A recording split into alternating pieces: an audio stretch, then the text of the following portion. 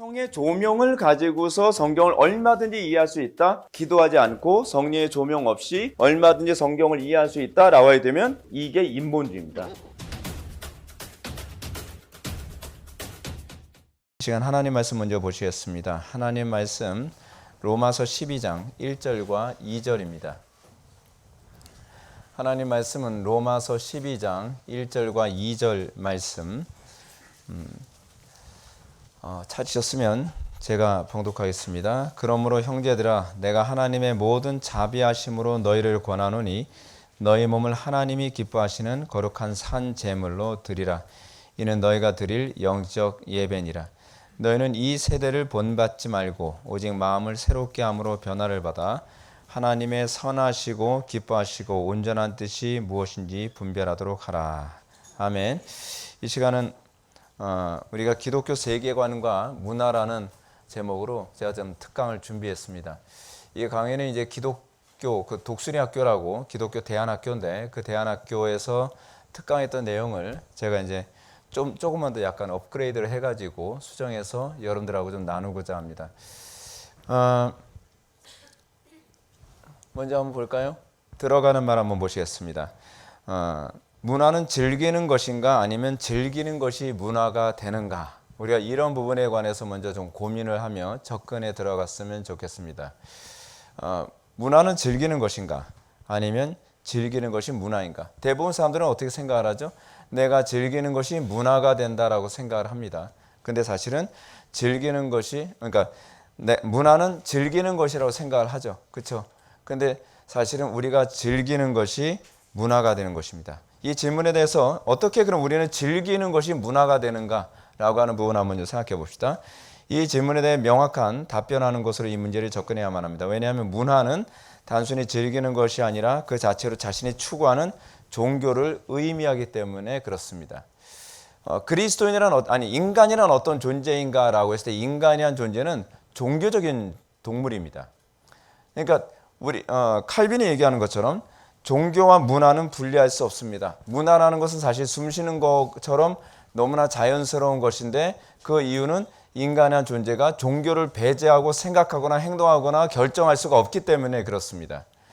우리는 종교라고 하는 것을 일종의 어떤 식으로 생각을 하냐 하면 예를 들어서 예배당에 가서 예배하는 것만은 우리는 종교라고 생각하는 경향성이 있습니다. 근데 종교라는 개념을 좀 더 우리가 좀 선명하게 합시다. 종교라고 하는 것은 내가 과연 어떤 것을 최고의 가치, 이런 가치라고 해서 우리는 우리가 예배를 뭐라고 얘기하죠? worship이라고 얘기하잖아요. worship.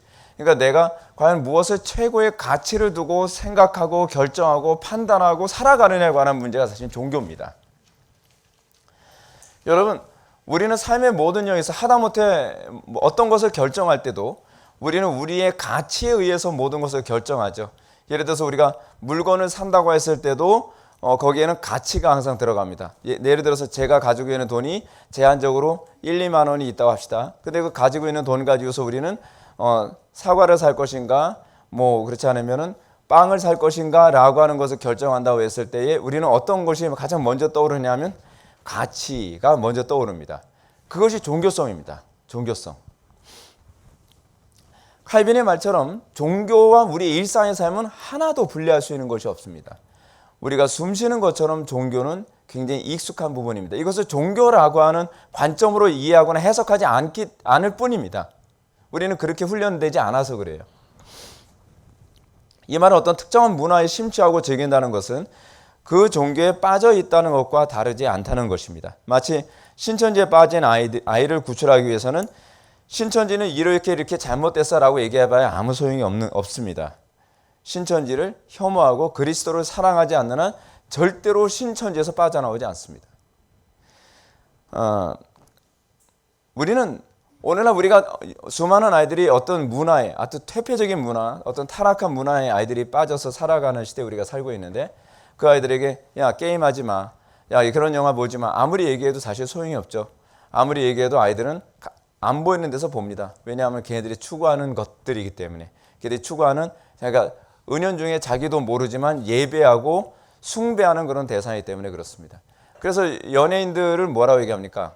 아이돌이라잖아. 아이돌. 처음에 아이돌 애들을 얘기하는 건가? 아이돌.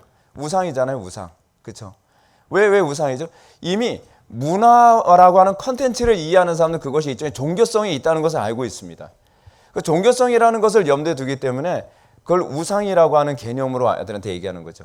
아이돌입니다. 아이돌. 이렇게 특정한 것을 즐기는 사람들이 많아지면 그것이 이제 하나 문화화 되어지는 거죠. 자, 그러면 이제 세계관이란 무엇인가라고 하는 얘기부터 한번 시작해 볼까요? 세계관이란 무엇인가? 이념과 관점이라고 하는 부분 한번 먼저 생각해 봤으면 좋겠습니다. 자, 저는 이제 이렇게 시작을 하고 싶습니다. 예수님이 이제 어떤 맹인을 만났습니다. 맹인이 예수님 만나기 전에는 어땠습니까? 되는 게 없습니다. 아무것도 보이지 않습니다. 예수님이 묻습니다. 무엇이 보이느냐? 아무것도 보이지 않죠. 근데 이것이 우리의 모습입니다. 여러분, 우리는 무엇을 보고 있다고 생각합니까?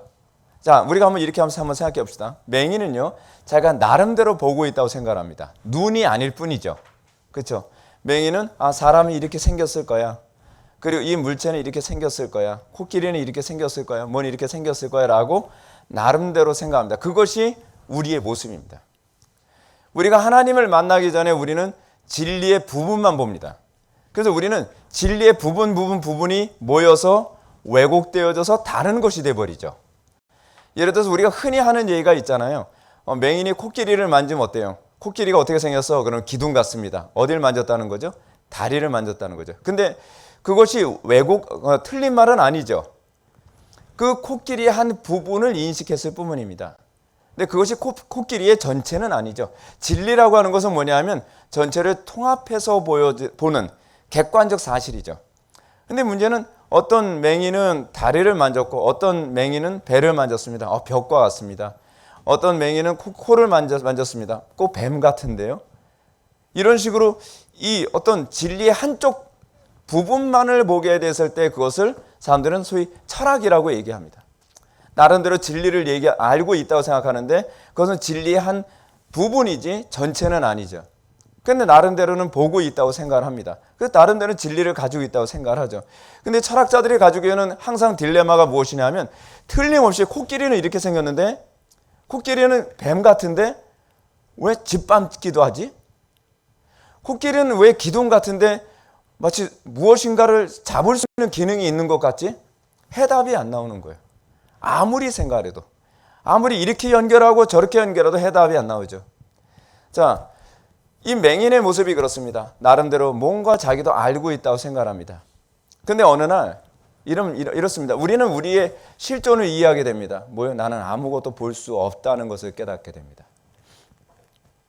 내가 보고 있는 것이 아니라는 걸 깨닫게 됩니다. 내가 알고 있는 것이 사실은 알고 있는 것이 아니라는 것을 깨닫게 됩니다. 그런 사람이 누구를 찾습니까?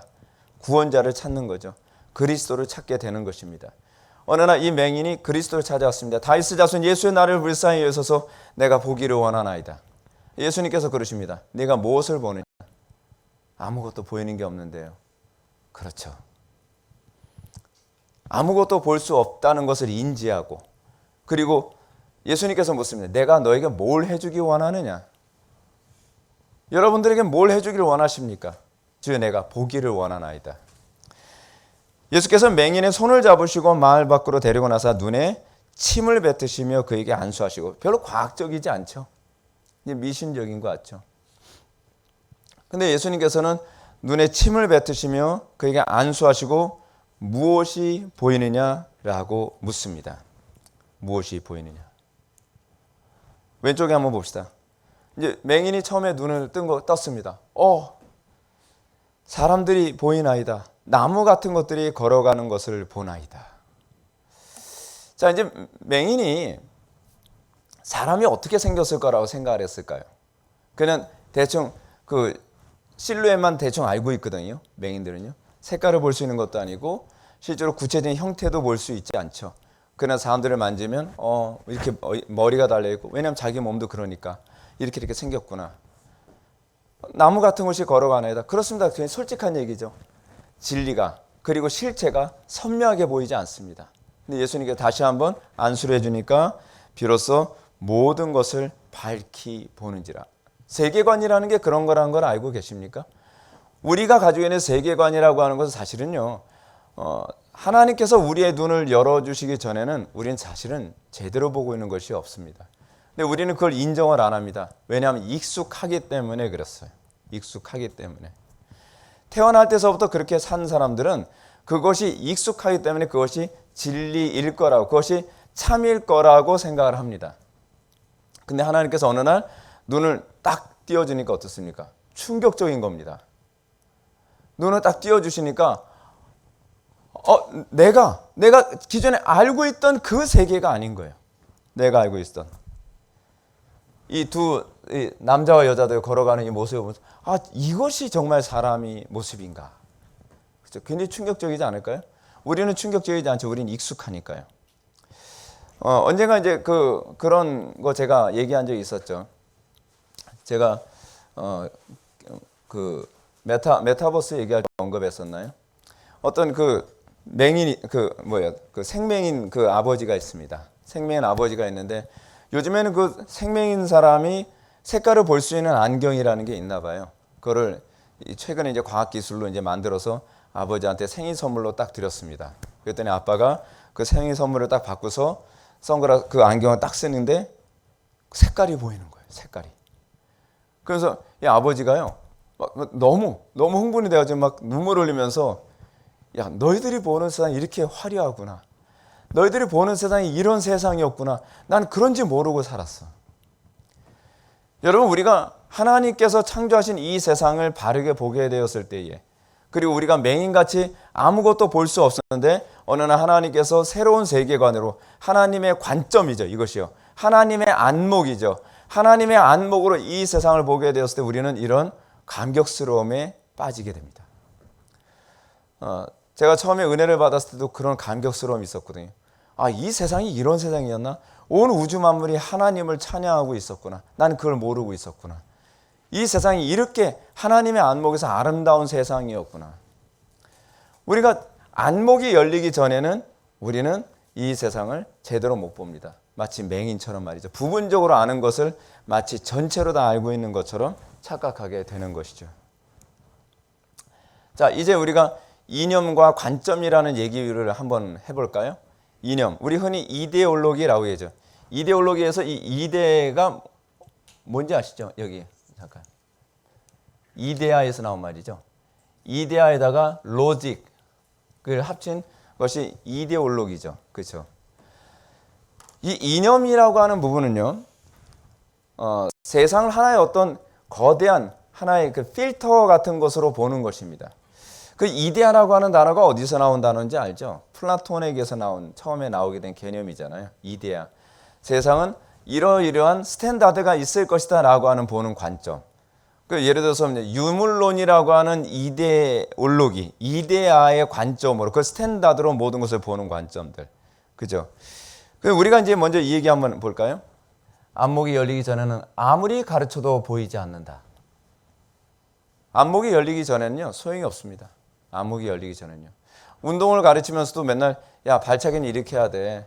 그리고 뭐 정권 지르기는 이렇게 해야 돼. 아무리 얘기해도 안목이 열리기 전에는 난 잘하고 있는 것 같은데 왜 자꾸 잘못하고 있다 그러지? 문제는 우리는 잘하고 있는 것처럼 보인다는 겁니다. 안목이 열리기 전에는. 제가 오늘 낮 예배 때도 그런 말씀 드렸잖아요. 그림을 그리는데 안목이 열리기 전에는요, 난 잘 그리고 있다고 생각을 하는데 자꾸 선생님은 야, 그림 그렇게 그려서 되겠니? 참 안목이 열리고 안 열리고의 차이가 굉장히 큰데요. 확실히 관점이 달라요. 이게 보는 안목이. 제가 이제 황만 목사님 있잖아요. 황만 목사님이 화가 아닙니까? 화가인데 제가 번데기 앞에서 한번 제가 주름을 잡았습니다. 제가 태블릿으로 제가 아이언맨 그림을 나름대로 딱 그려서 목사님 그래도요, 저 이렇게 그림 그렸는데 한번 좀 보시려고 했더니 이 빛의 각도가 그 각도가 아니야. 여기 이 각도에서 그려야 되는데 이게 각도가 틀렸어. 아니, 목사님 그 얘기 하자는 게 아닌데. 그리고 색감이 틀렸어. 색감이. 네, 목사님 다른 얘기 하죠. 그러니까 안목이 열린 분이 봤을 때는 형편없는 그림인 거예요. 형편없는 그림. 네. 괜히 보여줬어 그냥. 네. 삭제해버리고 싶더라고요. 네. 근데 안목이 없는 사람들이 봤을 때는 어때요? 오, 목사님 그림 잘 그리시네요. 네. 안목이 없어서 그래요. 안목이 없어서. 근데 안목이 열린 사람의 관점에서 봤을 때는 그래서 제가 이제 황만 목사님 앞에서 이제 다시는 절대로 제가 그림 그린 거 안 보여주려고 해요. 예. 잊혀지지가 않아요. 예. 괜히 상처가 되고. 예. 근데 그분은 정말 색감이 천재적인 색감을 가지고 있는 분이시거든요. 거기다가 구도나 이 빛의 각도를 굉장히 정확하게 보시더라고요. 근데 저는 사실은 그거 보고 그냥 그린 거거든요. 그래서 똑같이 했는데 그 빛의 각도가 그게 아닌데 뭐. 안목 문제죠, 안목. 근데 안목이 열리지 않으니까 아무리 얘기해도 전 잘 모르겠어요. 난 아무리 봐도 제대로 된 것 같은데. 근데 이분들은 이미 그림을 딱 볼 때요. 빛이 어디서부터 출발하고 있는지를 염두에 두고서 보시는 거예요. 야, 대단하죠. 그게 반사적으로 튀어나와요. 반사적으로. 근데 우리처럼 안목이 열리지 않으면 아무리 가르쳐도 보이지 않아요. 또 그렸다고 하는데 또 지적을 받고 또 지적을 받고 지적을 받고 그런 거죠. 마치 맹인에게 사람이 어떻게 생겼는지, 코끼리가 어떻게 생겼는지 아무리 얘기해봐야 소용이 없습니다. 맹인에게 여러분들이 만약에 우리는 그런 말을 하잖아요. 우리나라 속담에 아주 좋은 속담이 하나 있습니다. 서울 갔다 온 사람을 안 갔다 온 사람이 이긴다는 얘기예요. 그렇죠? 맹인한테 아무리 코끼리는 이렇게 생겼어요. 무슨 소리야? 내가 코끼리를 만져봤어. 만져봤는데 기둥이야, 기둥. 딱 기둥이지 뭐. 아니 그 기둥처럼 생긴 게 있는데 그 덩치가 일단 커요. 그 거짓말 같은 소리 작작하고 믿질 않죠. 왜냐하면 안목이 열리지 않았기 때문에 그러니까 소위 실감이 안 나는 거예요. 실감이라는 말이 무슨 얘기입니까? 실제적 감각이죠. 실제적 감각이 전혀 생기지가 않는 거예요. 근데 우리가 비로소 안목이 열릴 때 거기에는 감격이라는 게 있습니다. 여러분 안목이 열릴 때 오는 그 감격이라는 걸 알고 계십니까? 그냥 아무리 얘기해도 몰랐는데 어느 날 안목이 딱 열리면요. 새로운 세계를 보는 것 같아요. 거기엔 대단한 흥분과 감격 그런 것이 있습니다. 예수님을 만났습니다. 예수님께서 눈을 열어주셨을 때 비로소 실체가 보이는 거죠. 그 말이 그 말이었구나. 그때 그 사람이 얘기했던 그 얘기. 코끼리가 이렇게 생겼다는 말이 이걸 두고 하는 소리였구나. 실감이 나는 거죠. 실감이. 제가 안목이 열리면 비로소 이게 빛의 각도가 틀렸구나. 그게 아니었구나. 왜 황 목사님이 그렇게 얘기했는지 알겠다. 그래서 다시는 그림 얘기는 안 해요. 그냥 혼자서 얘기하세요. 난 다시는 거기다 토도 안 달아요. 근데 여러분 보시죠. 이제 이념과 관점이라고 하는 이 부분은 우리가 어떻게 이해할 것인가에 관해서 얘기하면 이렇습니다. 인간은 각자 자신이 생각을 보는 선입견이라는 게 있습니다. 베이컨은 사실은 이 선입견을 우상이라고까지 얘기했는데 이게 대단한 우상입니다. 이 선입견, 이것을 일종의 이념이라고도 얘기할 수 있는데요. 그런 거 있잖아요. 내 눈에는 뭘 봐도 빨간색이에요. 내 눈에는 뭘 봐도 파란색이에요. 그런 선입견. 그러니까 우린 그렇잖아요. 어떤 사람이 내 마음에 드는 사람이 무슨 얘기면 하는 짓마다 다 이뻐요. 근데 내 마음에 안 드는 사람이 하는 일마다 다 아이고 저건 하는 짓마다. 근데 왜냐하면 그것이 이미 내 눈앞에 선입견이라는 게 이 필터가 쓰여진 거예요. 그렇죠? 그래서 우린 그런 얘기하잖아요. 사랑에 눈이 멀면 모래도 이쁘다. 그렇죠? 네. 그렇죠. 필터. 그래서 콩깍지가 벗겨지면 그다음에 비로소 곰보고 뭐고 다 보이기 시작하는 거예요. 땅구멍이 저렇게 컸어? 제 땅구멍이 완전히 달 분화구였는데 내가 이걸 못 봤지? 근데 이게 이념이 가지고 있는 특징이에요. 그래서 여러분 이념에 빠진 사람은요. 설득해도 소용이 없죠. 왜냐하면 이념이 일종의 종교기 때문에 그렇습니다. 그래서 이념은 모든 것을 자기 안목으로 해석하는 태도입니다. 내 눈엔 아무리 봐도 그렇게 보이는 거죠. 이것을 주로 이제 색안경으로 표현하죠. 어느 색깔 안경을 쓰고 보냐에 따라서 세상을 보는 색깔이 결정되어집니다. 그럼 관점은 뭐냐? 관점. 인간이 자신이 보고 싶은 부분만 보는 겁니다. 어떻게 보면 굉장히 비슷한데 이것을 주로 관점이라고 합니다. 같은 사물을 보아도요. 자신이 보고 싶은 부분에 집중해서 봅니다. 자, 이걸 좀 더 이해하기 쉽게 이념과 관점을 한번 설명해 볼게요. 선글라스 이제 이 천지창조. 제가 천지창조라고 하는 이미지를 선택한 이유가 뭐냐면 인본주의, 신본주의라고 하는 그런 것 때문에 제가 그렇습니다. 굉장히 선택을 좀 제가 생각해 잘한 것 같아요. 근데 이거를 우리가 소위 빨간색 선글라스로 보게 되면은 하다못해 하나님을 봐도 우리가 이제 좌파적 관점을 가지고 보면요. 이것조차도 공산주의로 해석이 돼요. 자 봐, 성경은 다 공산주의 얘기해주고 있네. 그 뭐예요? 그 소위 우리가 민중신학, 해방신학이라고 하는 그런 이 해석이 나오게 된 이유가 뭐냐면 이 빨간색 선글라스, 소위 좌파적 선글라스를 끼고서 보니까 하다못해 성경을 봐도 그렇게 보이는 거예요. 성경 공산주의 얘기를 하고 있는 거예요. 아니 성경 구석구석에다 그렇게 얘기하고 있는데 근데 우리는 어때요? 아니다. 또 극단적인 또 우파의 관점을 보게 되면 또 너무 지나치게 우파적으로 해석을 하죠. 모든 것이 파란색이야 파란색. 그래서 절대로 오히려 사회에 참여를 하는 것조차도 아예 인정을 안 해버리는 극단으로 가버리죠. 자, 그러면 이제 관점이라고 하는 영역 볼까요? 신본주의와 인본주의라고 하는 것이 이제 이런 식입니다. 인본주의 관점에서 사물을 보면 인간은 되게 선명하게 보이죠. 선명해 보입니다. 근데 인간의 입장만 선명해 보이지 하나님의 입장이 전혀 보이지가 않는 거예요. 하나님의 입장이 희미하게 보이죠. 그 인본주의 입장에서 보게 되어지면 하나님의 뜻이 안 보이는 것이 아니라 우리의 이익만 보이는 거예요. 우리의 이익만. 그래서 인본주의자들은 자꾸 무슨 얘기하기 좋아합니까? 하나님께서 사랑이시라면서요. 그럼 동성애자들 다 사랑해줘야 되잖아요. 교회도 다 사랑으로 다 포용해줘야 되잖아요. 우리의 관점이죠. 우리의 관점. 그래서 하나님의 뜻이 하나님의 관점 안에서 사랑은 전혀 보이지가 않습니다. 근데 성경은 율법의 이중계명으로서 하나님 사랑, 이웃 사랑을 얘기하는데 그 우선순위라는 게 있죠. 율법에도 우선순위가 있습니다. 어떤 돌판으로 다음 돌판을 보라고 하는 그 관점이라는 것이 있어요. 그래서 하나님 사랑이라고 하는 관점에서 사람 사랑을 봐야 되는데 문제는 뭐냐면 신본주의 관점에서 사물을 보면 주로 하나님의 관점으로 사람을 해석하게 되는 거죠. 해석을 하게 되는 겁니다. 신앙은 사실은 세계관이라고 하는 것은 사실은 해석의 문제입니다. 해석의 문제. 하나님이 먼저 보여야만 합니다. 하나님이 먼저 보여야 그 다음에 사람이 해석이 됩니다. 철학에서 사람을 해석을 못하는 이유가 뭔지 아십니까? 하나님이 안 보이기 때문에 그렇습니다. 하나님이 안 보이면 사람이 안 보여요. 사실은요. 사람을 해석한다고 하는데 자꾸 주관적인 해석이 되는 거예요. 그러면서 점점 사람을 파괴시키듯이 해석을 하기 시작을 합니다. 그죠? 요즘에는 뭐 유물론자들은 어떻게까지 해석을 합니까? 사람은 그냥 기계지 뭐 두 남녀가 서로 사랑하는 것도 그냥 냉정하게 얘기해서 호르몬 작용. 뇌에서 뭐 무슨 호르몬이 나와가지고 그런 거지. 근데 그게 아니거든요. 사실은요. 해석을 그것까지밖에 할 수가 없는 겁니다. 자, 우리가 이제 또 한 가지 이미지를 한번 볼까요? 플라톤의 동굴 비유입니다. 플라톤의 동굴 비유는 이제 플라톤의 국가론에 나오는 비유거든요. 그걸 누군가 이런 이미지를 잘 만들었어요. 근데 여기 보게 되면은 여기 사람들이 묶여 있습니다. 사지가 묶여 있죠. 그래 앞만 봅니다. 근데 이 사람들은 이 앞만 보기 때문에 세상이 다 이것이 전체라고 생각을 합니다. 그 세상은 그런 거지 라고 생각하는 거예요.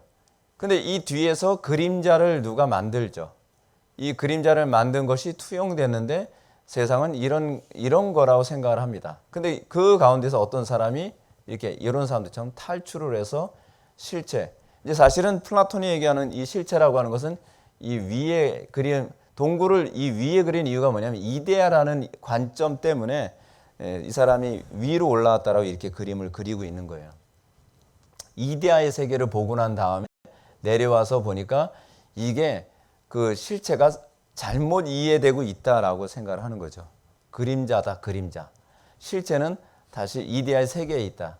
그 우리 많이 들어본 얘기잖아요. 그죠? 한번 좀 읽어보겠습니다. 플라톤의 동굴 비유는 그의 국가론에 언급된 비유다. 여기에 나오는 사람들은 사지가 묶여 앞만 볼 수밖에 없다. 그는 눈에 보이는 그림자가 실제라고 생각을 한다.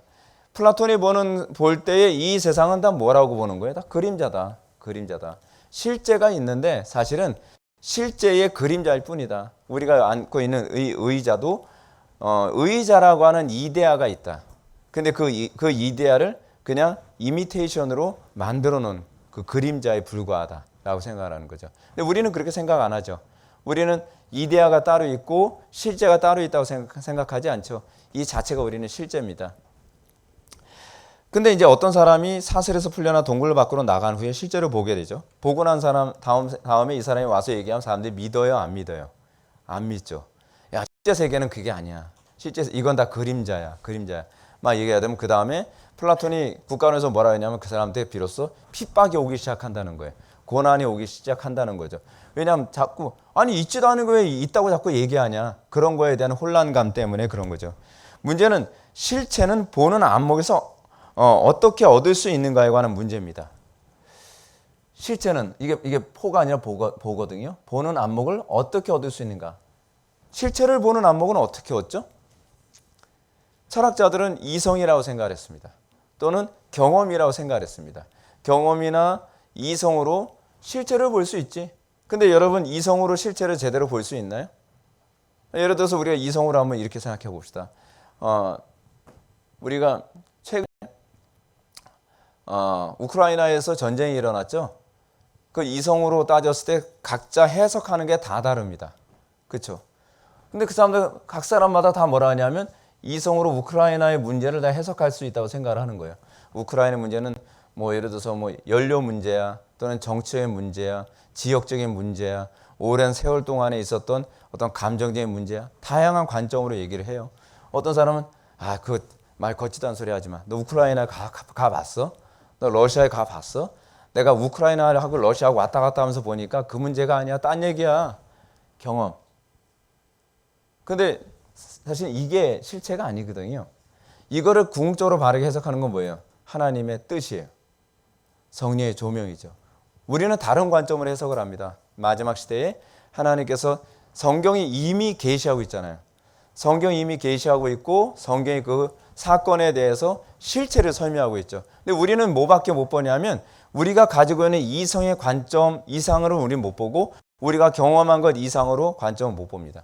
제가 이제 개인적으로 그걸 좀 느낄 때가 뭐냐면 유튜브를 딱 보니까 한쪽에서는 뭐 우크라이나가 계속적으로 이기고 있다 이렇게 얘기하고 있고 한쪽에서는 아니다 러시아의 푸틴의 뜻대로 모든 게 다 되고 있다. 누구 말이 맞는 거예요? 근데 양쪽 말이 다 맞아요. 근데 마치 코끼리 다리 만지는 거나 코끼리 코 만지는 격이죠. 부분적으로 보면 이 사람 말이 맞고 부분적으로 보면 저 사람 말이 맞아요. 근데 전체적으로 보면 하나님 주권이에요. 하나님 주권에서 이것이 어떻게 이루어지고 있느냐를 성경적으로 볼 때에 이 문제가 좀 더 선명하게 보이고 해석이 된다는 겁니다. 그래서 기독교가 좀 더 이런 부분에 관해서 탁월해져야 될 필요성이 많이 있는 거죠. 그죠? 자, 근데 이제 이거를요. 메타버스의 시대의 모습을 한번 볼까요? 메타버스. 여러분 이게 굉장히 심각한 문제입니다. 메타버스 시대와 플라톤의 이 동굴 비유가 굉장히 흡사하지 않나요? 사람들은 자기가 보이는 것만 봅니다. 어차피 사람들은 자기가 보고 싶은 것만 보는 것이 사람이거든요. 그렇지 않나요? 근데 이 뒤에서 보이는 것, 느끼는 것을 다 조작하는 사람들이 있습니다. 그렇죠? 이 사람들이 조작한 대로 이런 게 보이는 거죠. 이런 게. 그리고 이 사람들은 이게 실제라고 생각하는 거예요. 이게 실체다. 근데 이게 앞으로도 실체라고 느끼게 될 수밖에 없는 것이 뭐냐면요. 메타버스 세계 안에서는 현실 세계보다 더 자극적입니다.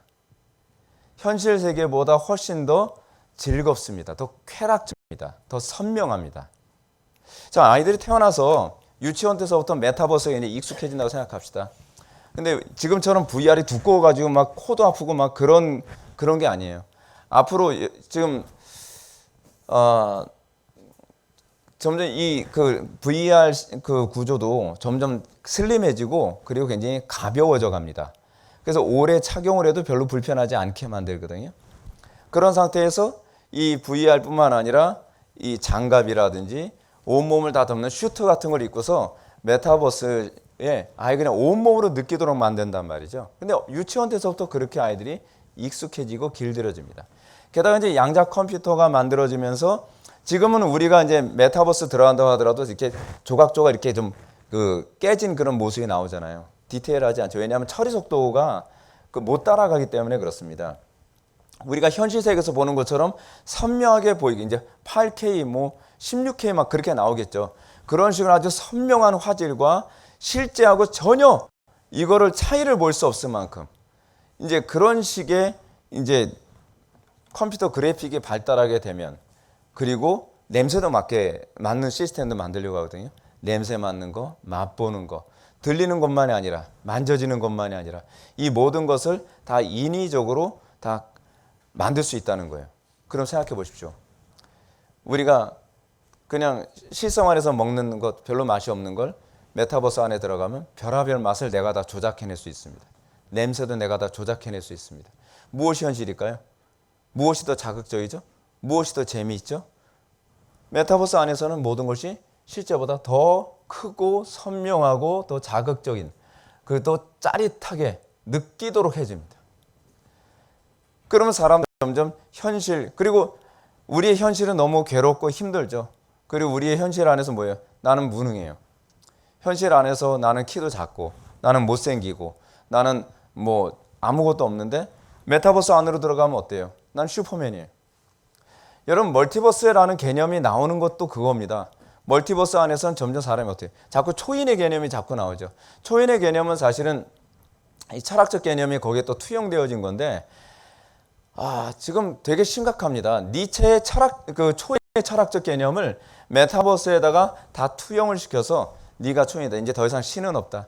메타버스는 어때요? 사실 하나님이 창조한 창조 질서에 의해서 움직이는 것이 아니라 사실은 이 컴퓨터를 조작하는 사람의 질서에 의해서 모든 것이 움직여져요.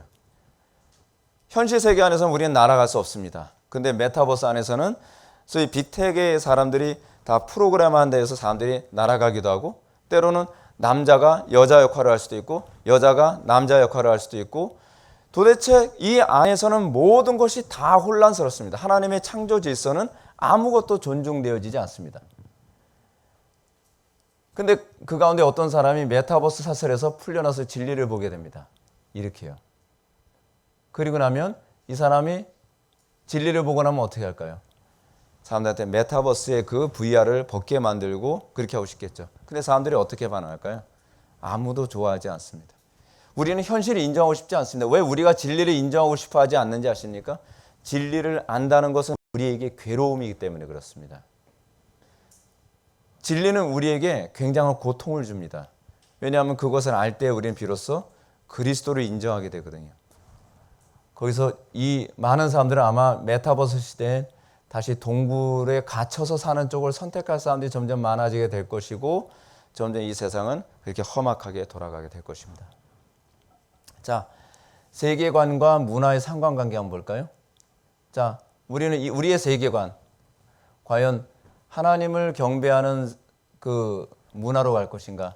그렇지 않으면 자기의 육신의 욕망을 즐기며 살아가는 그런 문화로 갈 것인가? 우리 고민해야 되죠. 근데 사람들은 이렇게 생각을 합니다. 기독교 신앙 안에서 이것이 같이 공존할 수 있다고 생각을 합니다. 그래서 뭐예요? 이런 거. 교회 안에서 온갖 세속적인 걸 다 가지고 들어오죠. 그리고 교회가 그리스도와 조화를 이룰 것이라고, 빛과 어둠이 함께 가고, 우리는 그런 식의 그것이 가능할 거라고 사람들은 생각을 합니다. 여기엔 일종의 구별됨이라는 것이 존재하지 않죠. 기독교 신앙의 자랑은 구별됨이거든요. 근데 우리는 구별되는 걸 굉장히 두려워합니다. 어떻게 하든지 교회 안에 세상을 데리고 들어와서 적당히 섞여서 사는 것을 좋아합니다. 사람들이 그걸 좋아하거든요. 그래야 사람들이 헌금도 많이 하고요. 자, 그럼 문화는 무엇인가에 관해서 한번 좀 고민해 봅시다. 창세기 2장 15절 보면 여호와 하나님이 그 사람을 이끌어 에덴 동산에 두사 그것을 경작하며 지키게 하시고, 경작 뭐라 그랬죠? 아바드, 지키게 뭐라 그랬죠? 샤마르. 경작하며 지키게. 지키게에 해당하는 것은 사실 거룩의 개념이거든요. 세속의 그 더러움이 에덴 동산 안에 들어오지 못하도록 하는 거. 샤마르. 근데 이 부분에서 우리는 샤마르 얘기는 좀 제껴놓고요. 경작에 관한 얘기, 아바드에 관한 얘기를 한번 하자는 거죠. 제가 자주 말씀드려서 알지만 이 경작이라는 얘기는 사실은 예배에 관한 개념이거든요. 그러니까 이게 제사장 문서로 들어가야 되면 이 부분을 대부분 예배로 번역을 합니다. 우리가 매주마다 드리는 이 예배를 히브리어로 아바드라고 합니다. 아바드. 근데 흥미로운 게 이 아바드라고 하는 히브리어가 사실은 라틴어로 컬투라라고 하는 라틴어로 번역이 되는데요. 이것이 나중에 컬처라고 하는 단어가 됩니다. 흥미로운 게 이겁니다. 하나님께서 아담과 하와에게 주신 경작 명령은 예배 명령이었습니다. 예배라는 이 용어부터 우리가 좀 생각을 해야 되는데, 우리는 예배가 문화하고 연결이 안 됐다고 생각을 하는 이유가 뭐냐면, 예배는 주일날마다 예배당에 와서 예배하는 걸 예배라고 생각하기 때문에 그렇습니다. 근데 사실 성경이 얘기하는 예배의 개념이 무엇이냐면 하나님 말씀에 순종하며 따르는 삶이에요. 그거를 위해서 우리는 하나님의 선하시고 기뻐하시고 온전한 뜻이 무엇인지 알기 위해 예배당에 오는 거거든요. 하나님의 뜻을 듣고 알고 그 다음에 삶에 실천했을 때에 그것이 비로소 예배가 되는 거죠. 예. 예배의 완성은 그래서 삶이에요. 삶이 우리의 예배의 완성지거든요. 근데 영어 단어에서 여러분 컬트라고 하는 말 우리 많이 봤잖아요. 컬트. 근데 컬트라고 하는 단어하고 숭배라는 숭배라는 단어로 우리는 번역되거든요. 그러니까 컬처가 뭡니까? 예배라는 의미가 더 선명해지죠. 굉장히 이 영어로 보면 더 이렇게 선명합니다. 예배란 단순히 이 흰데 여기서 누가 떠올랐어요? 단순히 순위. 예배란 단순히 교회에서 하는 종교 행위 정도가 아닙니다. 자신이 숭배하는 대상에 대한 희생 행위예요. 근데 우리는 내가 좋아하는 것에 희생하려고 하는 본능이라는 것이 있습니다. 그렇잖아요. 근데 그것은 누가 시켜서가 아니에요. 내가 좋아하고 내가 숭배하는 그 무엇인가는 우리는 전적인 숭배를 어떻게 하죠? 자발적으로 해요. 능동적으로 한단 말이에요. 그것이 내가 예배하는 그 무엇이에요. 우리는 내가 무엇을 예배하는가? 나의 예배 대상은 무엇인가? 난 당연히 종교가 기독교니까 나는 기독교이니까 그냥 당연히 하나님 예배하겠지. 과연 그럴까요? 우리가 진정으로 자발적이고 능동적으로 희생하는 것을 기뻐하는 무엇을 희생해도 아깝지 않은 그 무엇이 과연 무엇일까요?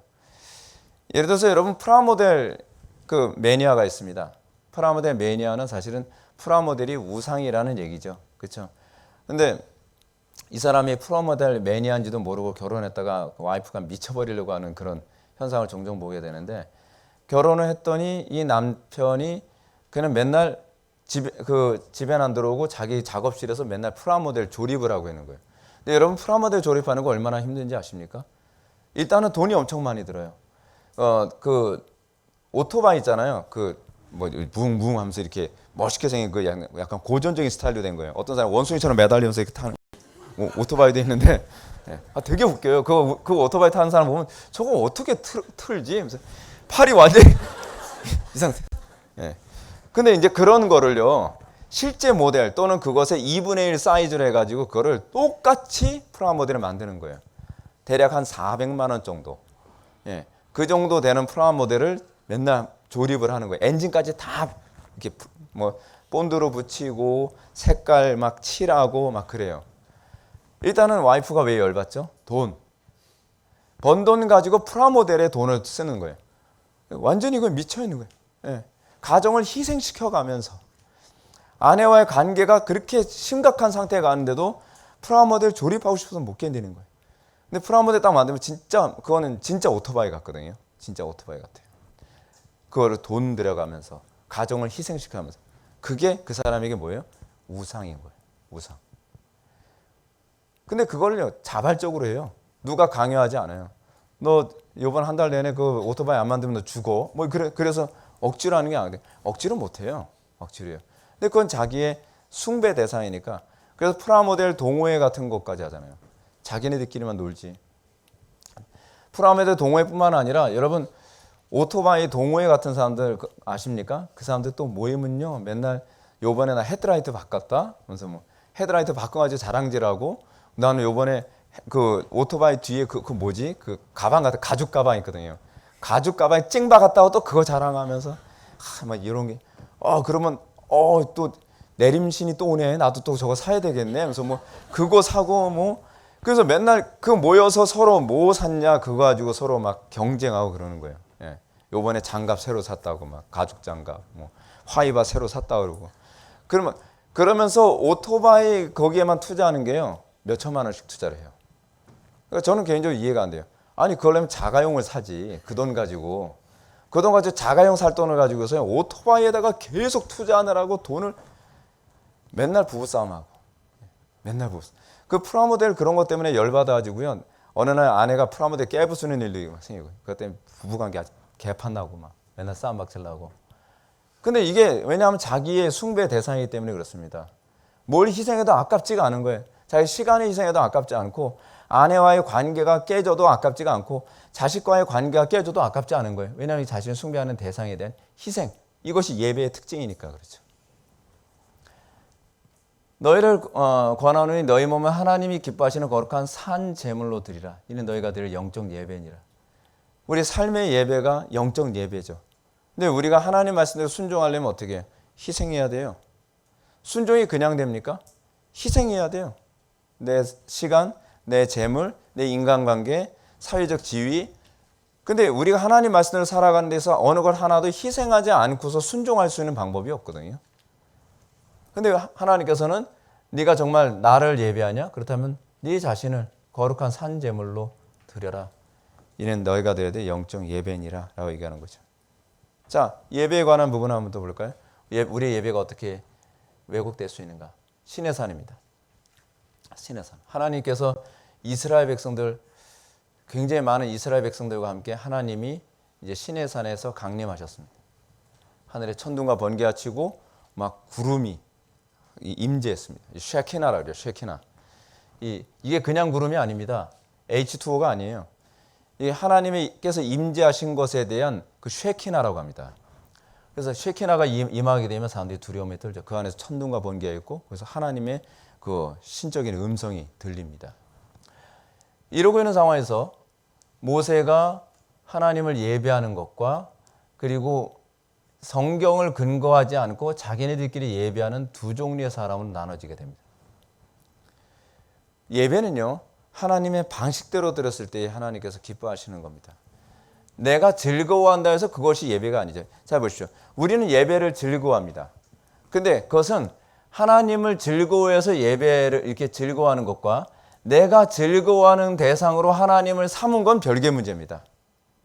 근데 오늘날 교회 안에서의 소위 즐겁게 예배한다는 것이 이 후자에 굉장히 많이 비중이 있죠. 그렇죠? 모세가 십계명을 가지고 내려왔습니다. 아론이 그들의 손에서 금고리를 받아 부어서 조각칼로 새겨 송아지 형상을 만드니 그들이 말하되 이스라엘아 이는 너희를 애굽 땅에서 인도하여낸 너희 신이로다 하는지라. 이걸 여호와 하나님이라고 생각하고서 춤추면서 하나님을 예배하는 거예요. 이 사람들은 예배를 이런 식으로 할 수 있다고 생각하는 거죠. 내가 즐길 수 있는.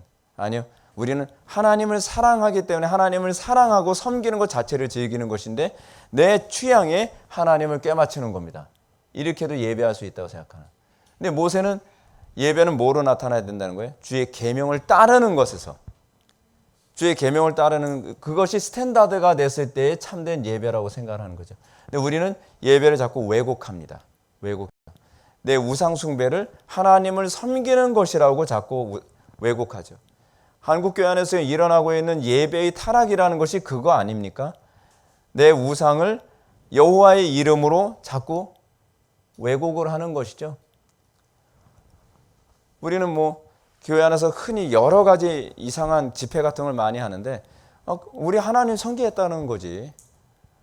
전에 어느 그 청소년 그 집회에서도 막 사이키 조명 돌려가면서 아이들 막 춤춰가면서 막 완전 이게 도대체 무슨 콜라텍인지 뭔지 애들이 막 춤춰가면서 막 그냥 예배를 한다고 하는데 그게 예배라고 생각하는 거예요. 이제 청소년 수련회 같은 거 아이들은 이제 그렇게 수련회 하는데 굉장히 많습니다.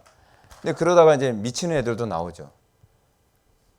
문제는 성경적으로 예배하는 그 예배가 아니라 내 자신을 예배하기 위해서 하나님이라고 하는 이름을 도용하고 있다는 거예요. 우리는 사실은 예배당에 와서 뭘 기대하죠? 나를 예배하고 싶어 하지 않나요? 내 감정, 내 자존심, 내 이성, 내가 무엇인가를 예배받을 때 기분이 뿌듯하죠. 그러면서 교회를 나가요. 근데 우리는 예배 가운데 하나님께 원하시는 건 내가 예배를 받는 것이 아니라 나를 희생하는 거죠. 하나님 말씀 앞에. 오늘 말씀을 통해서 나는 과연 무엇을 희생해야 될 것인가? 하나님께서 나에게서 받고자 하시는 희생이 무엇인가를 고민하는 것. 그것이 공적 예배를 통해서 신자의 삶이 거룩한 삶이 되게 만드는 중요한 요소거든요. 근데 그것이 이미 무너져 버리고 만 겁니다. 한국교회는 정말 근본적으로 종교개혁 때처럼 개혁해야 될 영역이 너무 많습니다. 자, 그럼 예배와 문화의 관계를 좀 변증학적 관점에서 한번 보겠습니다. 제가 개인적으로 코넬리우스 반티를 되게 좋아하는데요. 반틸의 변증학이 이제 이런 관점으로 나옵니다. 존재론, 인식론, 가치론. 먼저 이게 존재론 보게 되면 참으로 존재하는 것은 무엇인가? 우리가 고민하는 게 그거 아닌가요? 참으로 존재하는 것은 무엇인가? 철학자들은 참으로 존재하는 것은 물질이다. 일단은 눈에 보이니까. 참으로 존재하는 것이 무엇인가? 정신인가? 그래서 정신이다라고 했을 때 유심론, 물질이다 해야 되면 유물론, 신이다 해야 되면 유신론이죠. 근데 여기서 유자가 있을 유자가 아니에요. 그렇죠? 오직 유자예요. 오직 유. 오직 마음만 존재한다는 겁니다. 오직 마음만. 그러니까 오직이라고 하는 말을 사용한 건요. 제가 이제 약간 철학적인 얘기를 할게요. 그 일과 다의 문제 때문에 그렇습니다. 전체를 주관하는 하나가 무엇인가라고 했을 때 오직 마음이다. 전체를 주관하는 그 무엇이 무엇인가? 물질이다. 그러면 유물론. 전체를 움직이는 그 무엇인가가 무엇인가 했을 때 하나님이다 했을 때는 유신론이 되는 거죠. 근데 이제 문제는 뭐냐면 여러분 그 마음만 가지고서 물질이 만들어지나요? 안 만들어지잖아요. 예.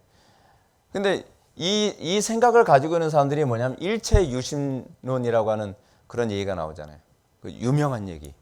그렇죠? 유학 가려고 했다가 그 누구죠? 그 사람 이름이?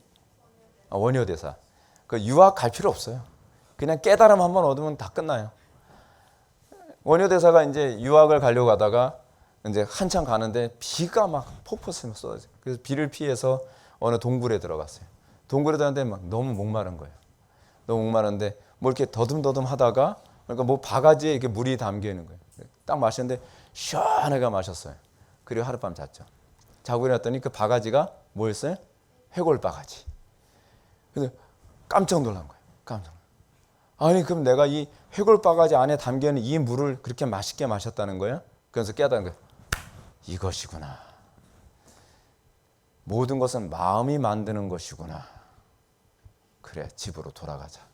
깨달았다. 네. 여러분 뭐 그러면 유학 끝나는 거예요. 네.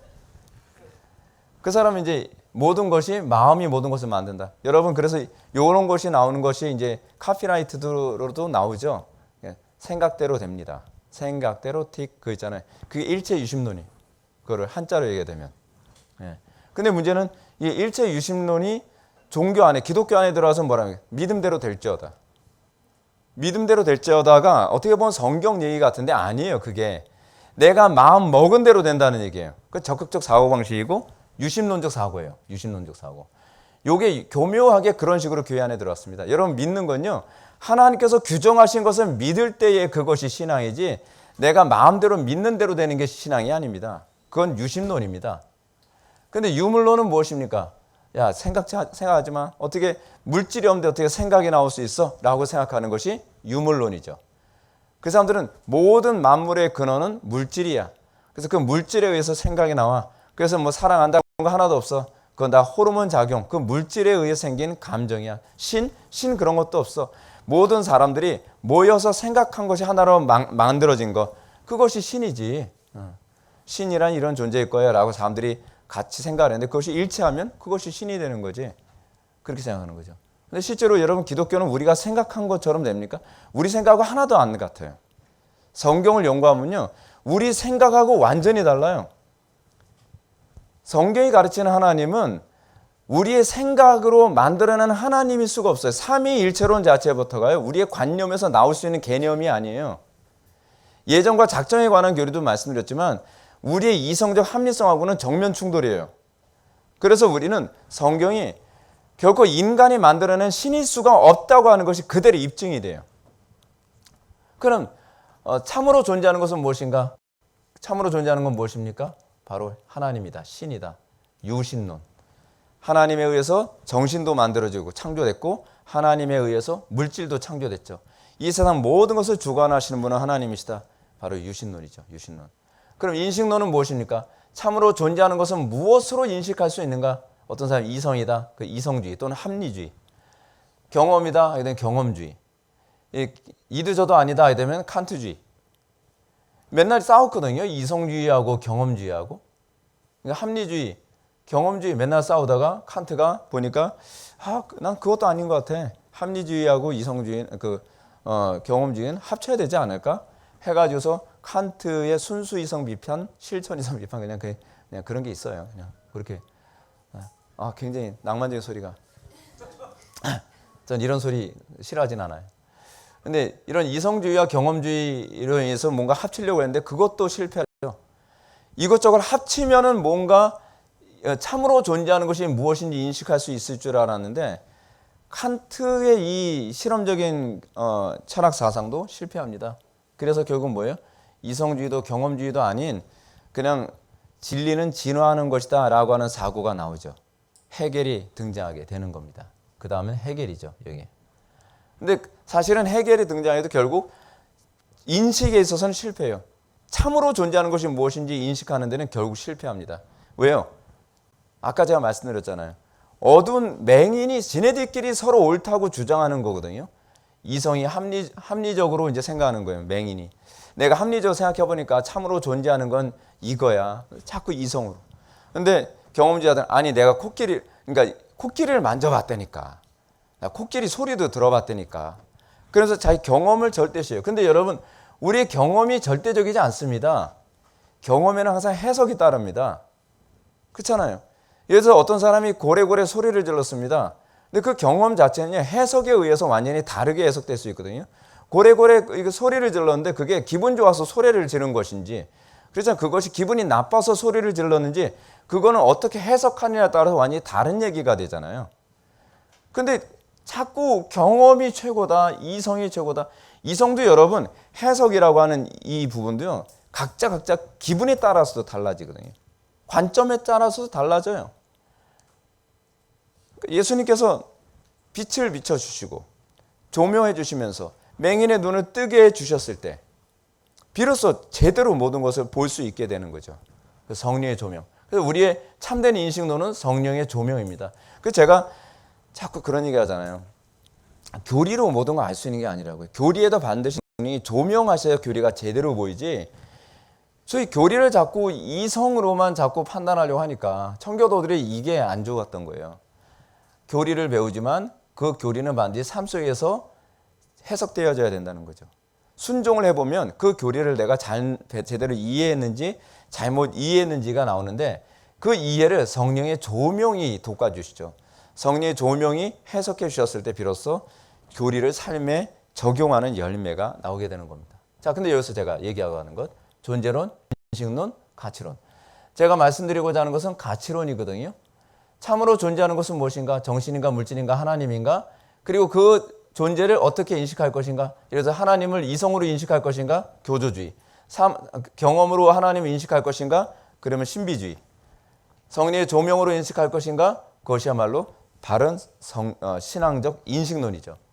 코넬리우스 반틸은 이 성령의 조명하심 없는 인식은 다 왜곡될 수밖에 없다고 이렇게 보는 거예요. 하나님께서 눈을 열어주셔야죠. 하나님께서 눈을 열어주시지 않는데 이성으로만 또는 경험으로만 하나님을 인식할 수 있다. 그건 교만이죠. 어떻게 전능자를 우리의 이성으로 인식을 해요? 전능자를 인식할 수 있는 것은 전능자밖에 없습니다. 전능자가 우리를 인식시켜 주실 때만 가능해요. 그래서 우리가 왜 성경이 중요하냐 하면 성경은 전능자께서 직접 당신 자신을 계시하셨기 때문에 가치가 있는 거예요. 근데 그 계시하신 것을 우리가 이해를 할 수가 없어요. 왜냐하면 우리 인식 능력에 한계가 있기 때문에. 그래서 그것을 인식하게 하시는 분이 바로 성령님이시죠. 성령님이 누구예요? 하나님이시잖아요. 계시하신 분도 하나님이시고 인식하게 하시는 분도 하나님이시죠. 그래서 삼위일체론이 그래서 중요한 겁니다. 그 다음에 그 올바른 인식에 무엇을 낳느냐? 가치론. 가치론은 뭐예요? 윤리학, 미학 이것으로 하죠.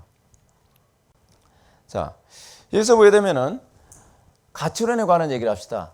가치론, 전체를 주관하는 하나는 무엇인가? 이게 가치론이거든요. 이것이 문화하고 이것이 예배가 됩니다. 그러니까 예를 들어서 전체를 주관하는 것이 무엇인가? 예를 들어서 여러분 공산주의에서는 전체를 주관하는 그것이 뭐라고 해야 돼? 공산주의 이념이라고 생각하죠. 그래서 이념에 충실한 것이 그것이 곧 윤리예요. 그래서 우리가 언젠가 인천 상륙작전이라고 하는 영화 본 적이 있었죠. 인천 상륙작전에서 보게 되면 그런 얘기가 나옵니다.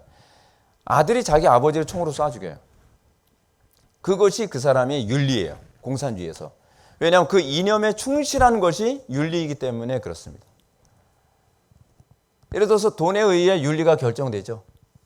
돈이 하나라고 한다면 윤리는 전체에 대한 태도입니다. 그렇죠? 여러분 돈이라고 하는 것을 전부라고 생각하는, 돈이 모든 것을 주관하는 게 거야. 돈이 최고야라고 생각하는 사람들은 돈 가지고 사람을 대하는 방식이 다르고, 돈 가지고 인생을 사는 방식이 다르고, 돈 가지고 물건을 사고 결정하는 문제도 다 다르죠. 이게 하나, 돈이라고 하는 하나가 전체에서 윤리, 어떤 태도를 견지할 것인가 하는 거예요. 문제죠. 이게 물질 만능주의라고 얘기하잖아요. 성공에 의해 윤리가 결정되죠. 이 사람하고 인간관계를 맺는 것이 나한테 성공인가 실패인가. 하다못해 옛날에 도산 안창호 선생님, 그렇지 않으면은 김구 선생님, 이런 사람들의 특징이 뭐냐면 그들에게 있어서 기독교는 뭐예요? 민족을 위한 수단이 불과했던 거예요. 그러니까 이게 그 사람의 윤리인 거예요. 윤리. 그러니까 민족을 위해서 유리하다면 불교를 선택하든 어느 쪽을 선택하든 난 중요하지 않다는 거예요. 그 사람에게 있어서 전체로 움직이는 하나는 뭐예요? 애국심이죠. 애국심. 그런 차원에서 윤리가 결정됩니다. 프랑스 혁명에서는 이 행복이 전체를 주관하는 그 무엇이라고 생각했거든요. 이걸 목적론적 윤리설이라고 얘기하죠. 우리에게 행복을 주는 것은 다 선하다라고 생각하는 거예요. 그런 차원에서 프랑스 안에서 저 귀족들이 사람들을 억압하고 괴롭히는데 저놈들 죽이는 건 선이죠. 왜냐하면 우리를 불행하게 하는 거니까. 저 불행하게 하는 저 귀족들을 목 잘라 죽이는 것이 그 자체가 선이에요. 그 귀족들은 악으로 규정되죠. 어떤 폭력을 사용하더라도 내가 행복하면 그것이 선이 되는 거예요. 근데 여러분 이게 결혼 생활에서 이런 사고까지는 굉장히 심각해져. 아주 심각해지는 겁니다. 너 때문에 내가 불행해. 그러면 그 배우자는 악으로 규정되는 거고 나는 선이 되는 거죠. 행복이 모든 선을 규정하는 기준이 되는 거예요. 근데 우리는 교회 안에 그것도 굉장히 많이 들어와 있습니다. 그죠? 그래서 무엇이 좋은 목회자죠? 어떤 사람이 좋은 목회자입니까? 성도들을 행복하게 해주는 사람이 좋은 목회자라고 생각하죠. 이거 목적론적 윤리설이 들어온 방식입니다. 근데 기독교는 뭐죠? 기독교는 하나님께 영광을 돌리는 것으로 윤리가 결정됩니다. 그래서 세상 사람들하고 우리가 충돌을 일으키는 것 중 하나는 뭐냐면 우리는 동성애가 틀렸다라고 반대를 해요. 동성애를 틀렸다라고 반대하는 것이 뭐냐면 그것이 하나님의 창조 질서에 위배되어지고 하나님을 영화롭게 하는 데 있어서 위배되기 때문에 우리는 그 반대하는 겁니다. 우리는 이것이 윤리라고 생각을 하는 거죠.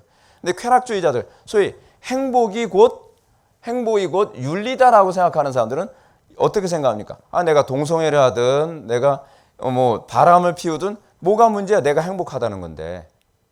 우리에게선 그것이 윤리라니까 우리는 사실은 이 문제가 부딪히는 거예요. 궁극적으로 철학적인 문제예요. 소위 동성애자들과 우리와의 싸움은요. 무엇이 선이냐에 관한 문제예요. 행복이 선이냐 아니면 하나님의 영광이 선이냐, 창조 질서가 선이냐.